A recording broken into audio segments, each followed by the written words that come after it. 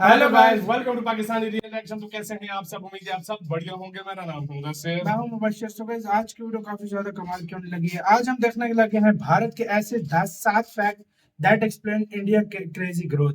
मतलब ऐसे 7 भारत के फैक्ट देखेंगे, ऐसे रीजंस देखेंगे कि भारत आज इतना तेजी से ग्रो कर रहा है। जीडीपी के मामले में, हर मामले में देखा जाए भारत का बोलबाला है पूरी दुनिया में। कौन सा होने लगा देखते हैं। ओरिजिनल वीडियो का लिंक मिल जाएगा आप लोगों को डिस्क्रिप्शन में। प्लीज ओरिजिनल क्रिएटर को सब्सक्राइब करना मत भूलिए। काउंट करते हैं 3 2 1 एंड स्टार्ट। यूएस के 40th प्रेसिडेंट रोनाल्ड रीगन के काउंसलर ने कहा था कि भाई जो 21st सेंचुरी है ये इंडिया की सेंचुरी होगी।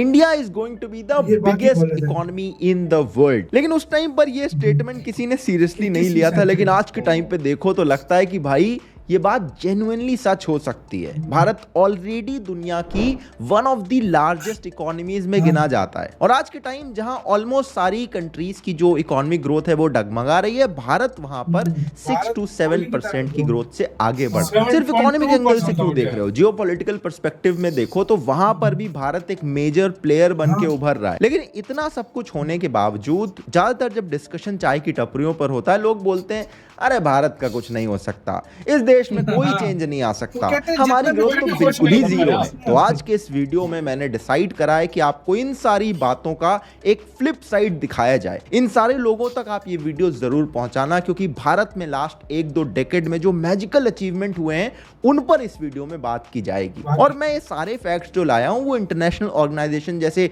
वर्ल्ड बैंक, WHO, UN और भारत की खुद की गवर्नमेंट के डेटा सोर्सेस से लिए। मैं अपनी तरफ से कोई जोड़ के नहीं बता रहा हूं। तो ये वीडियो अच्छे से देखना और आगे शेयर जरूर करना। भारतीय इकोनॉमी अगले 7 साल में दुनिया की तीसरी सबसे बड़ी इकोनॉमी बनने के लिए तैयार है। This is India. After 75 years, we have arrived at this situation. Bharat $10 trillion की अर्थव्यवस्था को छूने की क्षमता रखता है। The Indian economy may be on a faster growth path than previously estimated. दुनिया की टॉप 5 अर्थव्यवस्थाओं में शामिल होने वाला भारत जल्दी ही अमेरिका और चीन के बाद दुनिया की तीसरी सबसे बड़ी इकोनॉमी बनने के लिए तैयार है। It will not be a surprise if the GDP growth of last year comes slightly above 7%. यही हुआ था 7.2 आई है।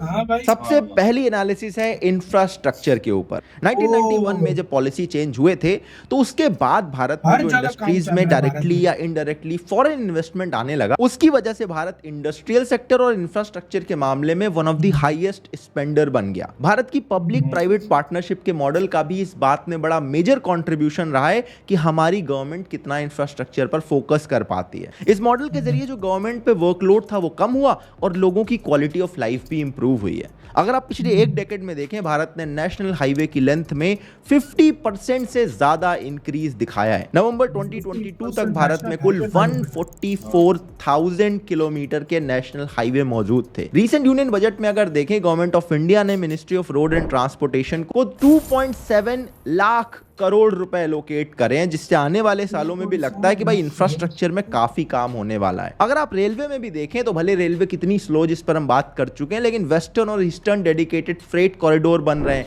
जनवरी 2023 तक कंस्ट्रक्शन 60% कंप्लीट है। Over the years railway tracks में भी इलेक्ट्रिफिकेशन किया गया। अब तक 85% ट्रैक्स इलेक्ट्रिफाइड है। एविएशन सेक्टर देख लो, टूरिज्म, इकोनॉमिक डेवलपमेंट में इनका बड़ा क्रिटिकल रोल होता है। देश में एयरपोर्ट का नंबर कितनी तेजी से इंक्रीज हो रहा है, ये बात आप सिर्फ एक डेटा पॉइंट से समझ सकते हो। लास्ट 8 सालों में नियरली हर साल 10 नए एयरपोर्ट ऐड किए गए। इससे भारत में पिछले 10 सालों में एयरपोर्ट का नंबर डबल होकर 148 पहुंच चुका है और 2024 तक ये 200 पहुंच जाएगा। इंफ्रास्ट्रक्चर स्ट्रांग होने से ना सिर्फ पब्लिक को फायदा नहीं होता, बल्कि ओवरऑल जो बिजनेसेस है उनकी सप्लाई चेन इंप्रूव होती है। और इसी वजह से लॉजिस्टिक्स परफॉर्मेंस को लोग ट्रैक करते हैं और उसको ट्रैक करने वाले वर्ल्ड बैंक के एक इंडेक्स में हम ऑलरेडी 38th पोजीशन पर पहुंच चुके हैं, जिससे अंदाजा लगाया जा सकता है कि इंफ्रास्ट्रक्चर के मामले में हम कितनी तेजी से इंप्रूव कर रहे हैं। अब बात करते हैं डिजिटाइजेशन की। ये इमेज देखो, ओवर द इयर्स भारत में जो स्मार्टफोन का नंबर है, जितनी तेजी से वो बढ़ रहा है उतनी ही तेजी से डेटा का कॉस्ट कम हो रहा है। और ये एक परफेक्ट मैरिज है। देश में डिजिटाइजेशन इंक्रीज करने के लिए बहुत जरूरी मैरिज। आज के टाइम डेटा रेट्स के हिसाब से देखें, भारत दुनिया में 5th चीपेस्ट कंट्री है। आज भारत में 759 मिलियन इंटरनेट यूजर्स हैं। यूएस में टोटल जितने लोग रहते हैं उससे डबल हमारे देश में इंटरनेट यूजर्स हैं। कोई भी बाहर का मीडिया हाउस या लीडर हमारे बारे में फालतू बोलता है तो सोशल मीडिया पर उसको तुरंत फैक्ट चेक करने के लिए सारे भारतीय आ जाते। जैसे कुछ दिन पहले ही जब यूक्रेनियन डिफेंस मिनिस्ट्री ने मां काली का एक डिस्टॉर्टेड इमेज ट्वीट किया था, तो यूक्रेन को ऑनलाइन इतना बैकलैश मिला कि उन्हें अपोलोजाइज करना पड़ा। तो ये चीजें ना थोड़ी जरूरी होती हैं। एक चीज आप नोटिस करते हो कि पूरी दुनिया में जो अमेरिका है उसका कल्चर बड़ा सुपीरियर माना जाता है, उसको एक एलिवेटेड परसेप्शन से लोग देखते हैं, और इसका एक रीजन है कि जो उनकी मूवीज हैं, सॉन्ग्स हैं, पॉप कल्चर है, इनकी पूरी दुनिया में बड़ी फैन फॉलोइंग है। सेम चीज जापान और कोरिया भी फॉलो करते हैं अपना सॉफ्ट इन्फ्लुएंस बढ़ाने के लिए। जैसे वो एनिमे, के पॉप, के ड्रामा, इस सबको आगे प्रोजेक्ट करते हैं अपने कल्चर को प्रमोट करने के लिए।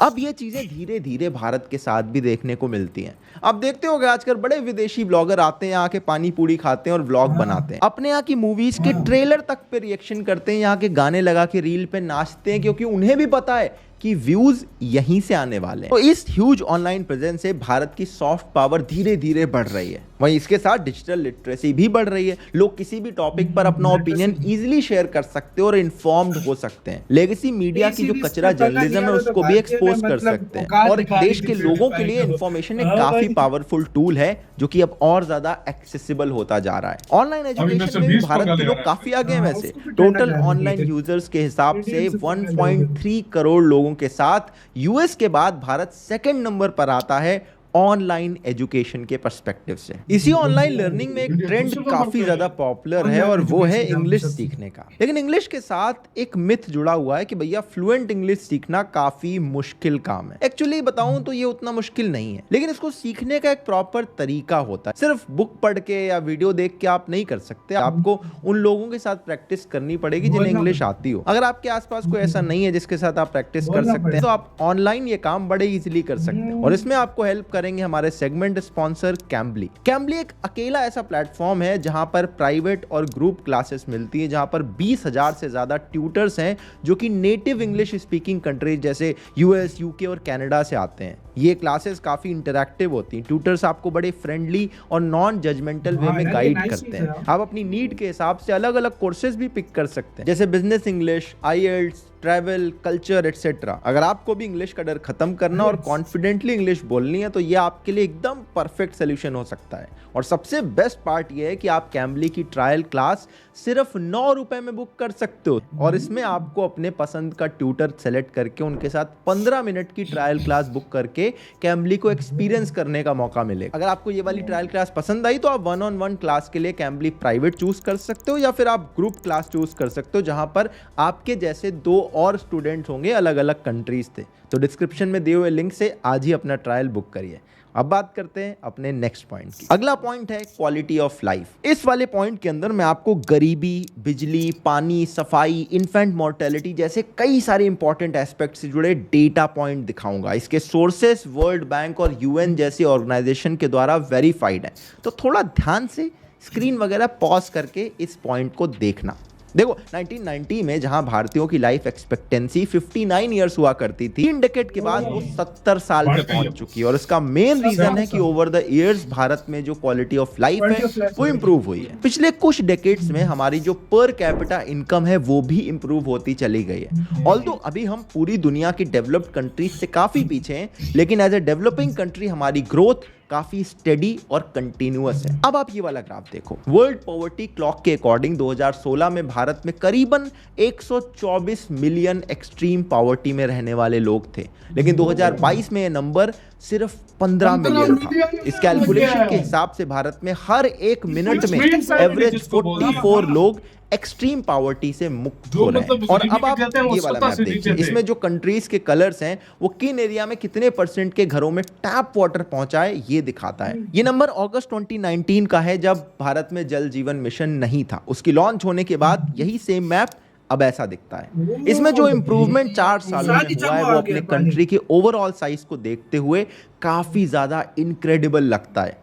इसके अलावा स्वच्छ भारत मिशन का भी एक बड़ा मेजर रोल है हमारी ओवरऑल जो लाइफस्टाइल इंप्रूव हो रही है। अब जरा आप ये मैप देखिए, आप देख सकते हो 2014 से 2017 के बीच में भारतीय घरों में जो टॉयलेट्स का नंबर है वो कितनी तेजी से इस मैप के जरिए इंक्रीज होता हुआ दिख रहा है। वहीं इलेक्ट्रिसिटी कवरेज की अगर बात करें तो नेशनल फैमिली हेल्थ सर्वे की मार्च 2022 का डेटा बताता है कि अब भारत में 97% घरों में इलेक्ट्रिसिटी मौजूद है। ईयर 2000 में भारत के अंदर जब 1000 बच्चे पैदा होते थे तो 66 इन्फेंट्स की डेथ हो जाती थी। ये नंबर 2015 में घटकर 38 पहुंच चुका है, जो अपने आप में एक मेजर अचीवमेंट कही जा सकती है। अगला पॉइंट हमारे फ्यूचर से रिलेटेड है। आज Bharat globally renewable energy installed capacity के मामले में 4th पोजीशन पर आता है और 2014 से अब तक हमने 128% का इंक्रीज किया है। पिछले 9 सालों में भारत के अंदर सोलर एनर्जी की जो कैपेसिटी है वो 24 गुना बढ़ गई है और इसकी वजह से आज हम सोलर से 66 गीगावाट एनर्जी प्रोड्यूस कर रहे हैं। इसके अलावा विंड और हाइड्रो पावर में भी हमने काफी तरक्की करी और इसकी इंस्टॉल्ड कैपेसिटी भी 43 और 47 गीगावाट के अराउंड पहुंच चुकी है। आज जब पूरी दुनिया रिन्यूएबल की तरफ देख रही है तब हम बड़े स्टेप्स उठाकर इसमें लीडर बनने के पूरे एफर्ट कर रहे हैं। ओवरऑल हम दुनिया में 3rd लार्जेस्ट एनर्जी कंज्यूमर है, तो इसलिए जरूरी है कि हमें इसमें लीडर बनना पड़ेगा। अगला पॉइंट है इकोनॉमिक ग्रोथ। आप शायद शॉक्ड हो जाओगे सुनकर, बट बहुत सालों पहले भारत वर्ल्ड जीडीपी में ऑलमोस्ट 1/3 शेयर कंट्रीब्यूट करता था। फिर हम पर बहुत सारे अटैक हुए, लूटपाट हुई और कई डेकेड्स के बाद हमारी जीडीपी श्रिंक करती चली गई। आज के सिर्फ 20 साल पहले हम दुनिया की टॉप 10 लार्जेस्ट इकोनॉमीज में भी नहीं आते थे। 2023 में हम ऑलरेडी 5th लार्जेस्ट इकोनॉमी बन चुके हैं और प्रोजेक्शंस के अकॉर्डिंग इसी डेकेड में हम जर्मनी और जापान को पीछे छोड़ के 3rd लार्जेस्ट इकोनॉमी भी बनने वाले हैं। और यही रिपोर्ट्स बताती हैं कि अगले 25 इयर्स में हम यूएस को भी पीछे छोड़ के चाइना के बाद 2nd लार्जेस्ट इकोनॉमी भी बन जाएंगे। बीच में कोविड ने धक्का लगाया, इसके बावजूद भी पिछले कुछ डेकेड में अगर आप देखें जीडीपी कंटिन्यूअसली 6-7% के हिसाब से तो ग्रो कर ही रही है। Unlike many other countries, Bharat की जो ये ग्रोथ है वो लोकल इकोनॉमिक सेक्टर पर ज्यादा डिपेंडेंट है। ऑन दी अदर हैंड हमने अभी तक हमारे देश में पूरी तरह से जो इंडस्ट्रियलाइजेशन है वो भी नहीं देखा है। तो देश की एक मेजर पॉपुलेशन ऐसी है जो अभी भी इस ग्रोथ का हिस्सा बनना बाकी है। तो ओवरऑल पॉपुलेशन की बात कर लेते हैं। भारत में जो मीडियन एज है वो 28 साल है, यानी कि 34% पॉपुलेशन 20 साल से कम है। यानी हमारे पास एक मेजर यंग फोर्स मौजूद है और आने वाले सालों में ये सारे लोग वर्क फोर्स का हिस्सा बनेंगे। पूरी दुनिया में जब लोग संकट की घड़ी से जूझ रहे हैं कि लोग नहीं मौजूद हैं, लोग बूढ़े होते जा रहे हैं, एवरेज एज बढ़ती जा रही है, भारत उस फ्यूचर के लिए बिल्कुल तैयार है। ब्लूमबर्ग की रिपोर्ट बताती है कि यूके, यूएस जैसी कंट्रीज में रिसेशन में जाने की प्रोबेबिलिटी 75%, 65% और इसी सेम रिपोर्ट में भारत के रिसेशन में जाने की पॉसिबिलिटी 0% है। अगली बात करते हैं इन्वेस्टमेंट की। दुनिया की तमाम बड़ी बड़ी कंपनीज का कुछ ना कुछ रिश्ता नाता चाइना के साथ जुड़ा ही रहता है और भारत भी अब इसी फॉरेन इन्वेस्टमेंट को अपनी तरफ अट्रैक्ट करने की कोशिश कर रहा है और कुछ हद तक इसका नतीजा हमने पिछले क्वार्टर में देखा है। भारत की इकोनॉमिक ग्रोथ पहली बार चाइना से ज्यादा हुई है। एप्पल, बोइंग, फेडेक्स जैसी बड़ी बड़ी कंपनीज भारत में आ चुकी हैं और आने वाले सालों में चाइना से रिलोकेट करने की बात कर रहे हैं। और ये यूएस चाइना की टेंशन के चलते वो कंपनीज जो अभी तक चाइना में मैन्युफैक्चरिंग करती थी वो चाइना +1 स्ट्रेटजी फॉलो कर रहे हैं। चाइना के साथ साथ अपनी मैन्युफैक्चरिंग एक और कंट्री में शिफ्ट कर रहे हैं। ऐसे में कंपनीज एशिया की अलग अलग कंट्रीज में भी शिफ्ट हो रही हैं, जिसमें भारत का नाम भी ऊपर लिस्ट में आता है। साल 2000 से 2022 तक भारत में एफडीआई 20 टाइम्स इंक्रीज हुआ है और इसी दौरान में जो टोटल एफडीआई $871 बिलियन का आया है और भारत दुनिया के टॉप 7 ग्लोबल एफडीआई डेस्टिनेशन में पहुंच चुका है। इसके अलावा जो भारत की फ्रेंडली कंट्रीज हैं जैसे कि Japan, UAE, US, Germany, France, ये सब भी यहाँ पर इन्वेस्ट कर रहे हैं। अगले 5 सालों में अकेले जापान यहाँ पर $42 बिलियन का इन्वेस्टमेंट करने वाला है। अगला पॉइंट है जियोपॉलिटिक्स। मुझे पता आप लोगों को ये पॉइंट सबसे ज्यादा इंटरेस्टिंग लगेगा। अभी दुनिया में देखो तो रशिया चाइना लेड एक ईस्टर्न पोल दिखता है और वहीं यूएस लेड वेस्टर्न पोल दिखता है। उसके बीच में भारत एक ब्रिज की तरह काम करता है, जहां एक तरफ भारत ब्रिक्स और एससीओ जैसे इन्फ्लुएंशियल ईस्टर्न ग्रुप में भी आता है, वहीं दूसरी तरफ क्वाड और I2U2 जैसे ग्रुप्स का भी उतना ही इंपॉर्टेंट पार्ट बना हुआ है। आज भारत जो है वो अपनी फॉरेन पॉलिसीज अपने लिए और अपने हिसाब से डिसाइड करता है, किसी दूसरे फोर्स के इन्फ्लुएंस में नहीं चलता है। इसका सबसे बड़ा एग्जांपल आपको रशिया यूक्रेन वॉर में दिखा होगा। इस वॉर में भारत दुनिया में एकमात्र ऐसी कंट्री है जिससे दोनों पार्टीज इक्वली कांटेक्ट में है और कंटिन्यूअसली हेल्प की उम्मीद भी रखते हैं। यह हमारी इंडिपेंडेंट फॉरेन पॉलिसी का ही कमाल है कि वॉर में लड़ रहे दोनों साइड में एक साइड हमें अपना अलाई बताता है और दूसरे साइड के लोग हमें विश्व गुरु बताते हैं। तो ये थे वो 7 रीजंस जो मैंने आपको प्रॉपर फैक्ट के चलते इसी के साथ यार वीडियो खत्म। मैं कहता हूँ छा गए भाई ने क्या एक्सप्लेन किया। और जो इन्होंने बात बोली 100% दुरुस्त बात मैं बोली। कहता हूँ ये 14-15 मिनट की वीडियो में इन्होंने पूरी, मैं कहता हूँ इतना लोगों को क्लास में समझ नहीं आती जितनी इन्होंने बता दिया समझा इसके दिया। बारे में। अच्छा जियो 2014 पॉलिटिक्स देख लो, वाकई उसका किंग है आज भारत। इंफ्रास्ट्रक्चर भारत में देखो इतने हो रहे हैं भाई। हमारे वो इब्रार भाई यूट्यूबर उधर वो गए हैं, मैंने कहते हैं मैंने ऐसी जगह नहीं देखी जहां पर काम न चल रहा हो। कहीं पे रोड बन रहे हैं, कहीं ब्रिजेस बन रहे हैं, कहीं क्या बन रहे हैं, कहीं क्या बन रहे हैं, कहीं मेट्रो बन रही है। तो आप अंदाजा लगाओ कितने इंफ्रास्ट्रक्चर पे काम चल रहा है उधर भाई। हाँ और यार दूसरी मेन बात ये है ना कि इन्होंने जो आंकड़े कुछ बताए हैं, हाँ 125 मिलियन पुअर्टी रेट से 15 एक्सट्रीम मिलियन पॉवर्टी वो होती है जिनके पास खाने को भी दिन को कुछ नहीं होता। 15 उनको- मिलियन हाँ, पे आ गए हैं। वो 122 मिलियन 125 थे, 125 मिलियन लोग थे, वो 15 मिलियन हो गए। 2014 से 2023 हाँ, तक ये खाली इतने और साल में। 2014 से 2017 तक पानी वाले जगह जो जिधर पानी सब में नहीं पानी होता आ था, गया। पानी देख लो, जहाँ पर टॉयलेट की कमी थी टॉयलेट सारे सारे टॉयलेट खुले आ हो गए। गए। ये चीज मतलब होती है। ये चीज भारत होती में है, अपनी हाँ। छोटी छोटी प्रॉब्लम्स को मतलब जो थी, जो छोटी छोटी प्रॉब्लम जो खत्म करता जा रहा है। जियो पॉलिटिक्स देख जड़ से हमको लो, उखाड़ता जियो जा रहा है। पॉलिटिक्स देख लो, हाँ। इंफ्रास्ट्रक्चर देख लो, इन्वेस्टमेंट देख लो, Investment देख लो। उसके बाद और दुनिया का मैं कहता हूँ कौन सा ऐसा काम नहीं है जो इंडिया की कर नहीं हो रहा। तो ये चीजें हैं जो भारत को इतनी कमाल की ग्रोथ दे रही है। बिल्कुल। जहाँ पूरी कंट्री पूरी दुनिया बैंड की बजी पड़ी है, हाँ। वहां पर भारत 7-8 की इकोनॉमी से ऊपर जा रहा है। तो ये कहते हैं पावर इसको। आपको क्या इसका कहना है अपने कमेंट सेक्शन में दे, अपना बहुत ज्यादा ख्याल रखिएगा। तो यार